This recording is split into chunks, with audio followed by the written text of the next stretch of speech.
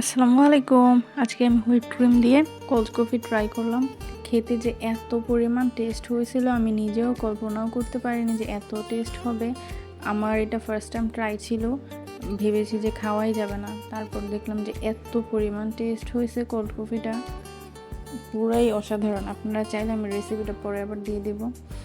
আসলে আমার নানুরা আসলে আমার নতুন নতুন কিছু রেসিপি ট্রাই করতে একদম ভালোই লাগে।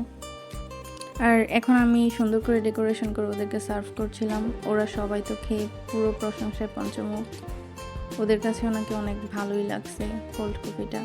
বাট একটু ঠান্ডা হলে ভালো লাগতো, আমার ফ্রিজে বরফ ছিল না, সেই জন্য দিতে পারি নাই।